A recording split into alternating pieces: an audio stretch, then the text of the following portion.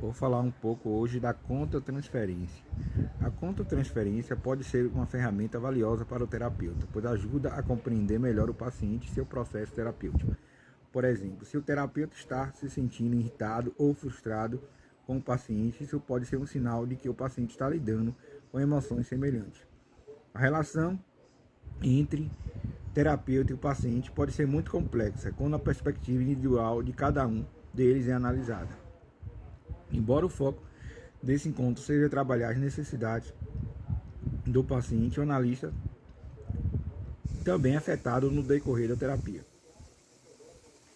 Por isso que nós vamos esclarecer o que significa contra-transferência e dar exemplos de momento em que ela acontece. O que é contra-transferência? Contra-transferência se trata das emoções e sensações que o terapeuta vive ao longo de uma sessão.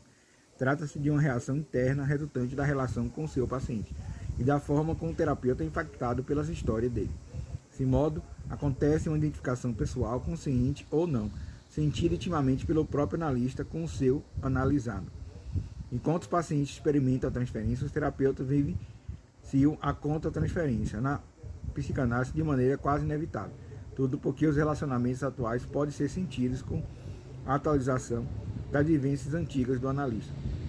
Em outras palavras, o profissional acaba se conectando pessoalmente com o seu analisado. Desse modo, podemos notar que tanto o paciente quanto o analista experimentam inconscientemente a vivência de um do outro, cada um a partir de sua própria perspectiva. Porém, o analista tem condições de perceber essa troca e também de direcionar as suas emoções no relacionamento terapêutico. Significados. Quando o assunto o significado universal de contra-transferência, muitos autores expõem uma visão pessoal a respeito do tema. Alguns estudiosos afirmam que o processo se trata de tudo que intervém na personalidade do analista a partir do tratamento com um paciente. Por sua vez, o outro grupo defende que esse mecanismo afeta os próprios inconscientes ou os processos inconscientes do profissional, a partir da transferência do analisado. Segundo o psiquiatra Daniel Lagarde, essa última explicação é a mais plausível para ser trabalhada. Contudo, a reação não fica limitada apenas a analista e suas impressões, mas também a necessidade da participação do analisado. Ou seja, a trocas inconsciente entre os pacientes ou os participantes da sessão. Espaço de trabalho. A transferência é algo comum dentro do consultório, uma vez que é sempre esperada pelos profissionais. Entretanto, a contra-transferência recebe uma vigência constante por parte do analista, que compreende os sentimentos nutridos pelo paciente. Desse modo, ele mesmo é capaz de ver a origem dos traumas vividos pelo paciente, mesmo que se veja neles. É possível observar que existe uma relação de causa e consequência nessas internalizações emocionais do paciente e o analista. A contra-transferência é uma resposta do profissional ao paciente, podendo ser descrita como transferência do analista. Ainda que afete o terapeuta, essa transferência resultante das interações com o paciente ajuda a compreender o mundo desse visitante. A perspectiva freudiana. Quando busca por registro do que seria contra-transferência por Freud, não se encontra tantas passagens a respeito em sua obra.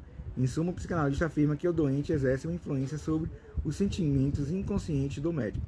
Contudo, Freud deixa claro que nenhum analista vai além do que seus próprios complexos e resistências internas lhe permitem. Após Freud, outros psicanalistas se dedicaram ao estudo do reflexo do paciente às vivências anteriores do analista.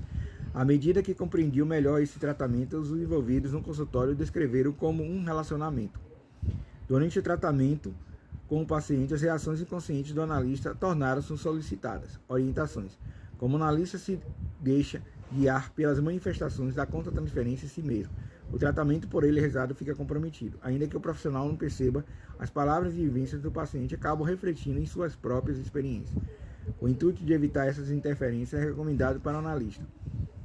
Limitar manifestações contra-transferenciais. Assim que a análise começar, o analista precisa diminuir tanto quanto for possível as suas reações em relação ao paciente. Embora controle total não seja possível, ter consciência a respeito da análise permite ao profissional estudar o caso de maneira mais estruturada. Desse modo, não apenas a transferência do paciente servirá para avaliação sem interferências maiores. Se a inibição não é possível, recorrer ao controle. Freud indicou que todos nós possuímos um aparelho psíquico capaz de interpretar as manifestações do inconsciente das outras pessoas. Caso a inibição contra-transferencial não seja possível, o analista deve usar apenas uma parcela dela para compreender melhor o paciente. Assim terá menos chance de se envolver por completo com o analisando em questão. Reflexão. Por fim, no uso do processo transferencial, se guiar de maneira limitada em suas próprias reações pode ser benefício. Refletir parcialmente, embora com controle das impressões do paciente, ajuda o profissional a fazer uma interpretação melhor da situação. Assim, o inconsciente do paciente conserva com o inconsciente do analista para construir uma comunicação. Cria um ambiente produtivo para se desenvolver um tratamento dos problemas do analisando. No entanto, isso ocorre quando o profissional não se deixa influenciar demais por essas projeções. A diferença entre transferência e contra-transferência. Quase inevitável falar em contra-transferência sem citar a transferência.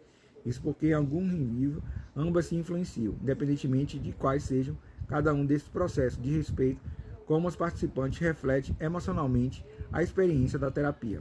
Quando se trata de transferência, o paciente recria suas fantasias infantis, projetando no analista as figuras conhecidas de sua vida. Por exemplo, uma pessoa pode enxergar em seu analista a figura de um pai, da mãe ou alguém que o marcou. Contudo, as reações do profissional e o paciente em relação ao momento não são independentes entre si. O analista precisa criar um vínculo com o paciente para que essas trocas sejam permitidas dentro da terapia. Entretanto, o profissional não deve ceder por completo ao processo contra-transferencial, se deixar levar pelos afetos em relação ao visitante.